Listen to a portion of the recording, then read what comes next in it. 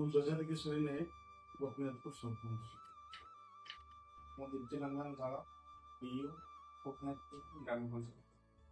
ମୁଁ କାଶୀନାଥ ସାହୁ, ଏଡିଓ, ଗୋପୀନାଥପୁର।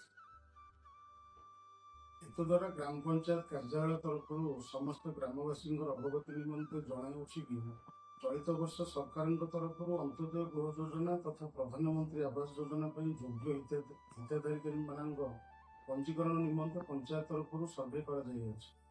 ଏହି ସର୍ଭେ ତାଲିକାରେ ଥିବା ଯୋଗ୍ୟ ହିତାଧିକାରୀମାନେ କୌଣସି ଅସାଧୁ ବ୍ୟକ୍ତିଙ୍କର ପ୍ରଲୋଭନରେ ଆସି ଭ୍ରମିତ ହୁଅନ୍ତୁ ନାହିଁ।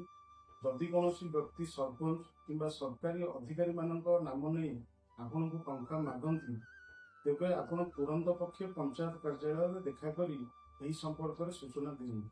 ମୁଁ ଚାହେଁ ସରକାରଙ୍କର ଏହି ଗୃହ ଯୋଜନା ଯେପରି ସମସ୍ତ ଯୋଗ୍ୟ ହିତାଧିକାରୀ ଏବଂ ଗରିବ ଜନସାଧାରଣଙ୍କ ନିକଟରେ ବିନା ଅସୁବିଧାରେ ପହଞ୍ଚିପାରେ, ଏଥିପାଇଁ ଆପଣମାନଙ୍କ ସହଯୋଗ ନିତ୍ୟାନ୍ତ ଆବଶ୍ୟକ। ଏତିକି କହି ମୁଁ ବିଦାୟ ନେଉଛି।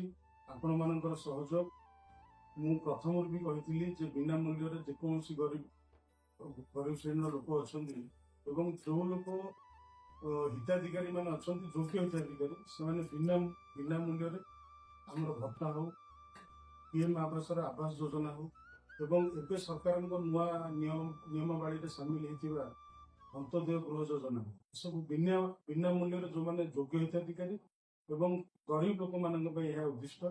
ତେଣୁ ଆମେ ସମସ୍ତେ ପ୍ରୟାସ କରୁଛୁ ଯେ ବିନା ମୂଲ୍ୟରେ ଯେଉଁ ଯୋଗ୍ୟ ହିତାଧିକାରୀ ପାଇବା କଥା ସେମାନେ ଆମର ସୁବିଧାରେ ଏବଂ ଆମ ମାଧ୍ୟମରେ ବିନା ମୂଲ୍ୟରେ ସେ ସବୁ ଯୋଜନାର ଅନ୍ତର୍ଭୁକ୍ତ ହୁଅନ୍ତୁ। ଏଥିପାଇଁ ଆମେ ବି ବହୁତ ଉଦ୍ୟମ କରୁଛୁ ଏବଂ ପ୍ରୟାସ କରୁଛୁ। ଆମେ ଆଶା କରୁଛୁ ଯେ ଆମ ଗ୍ରାମ ତରଫରୁ ଏବଂ ଆମ ପଞ୍ଚାୟତ ତରଫରୁ ସମସ୍ତେ ଆମକୁ ସହଯୋଗ କରିବେ।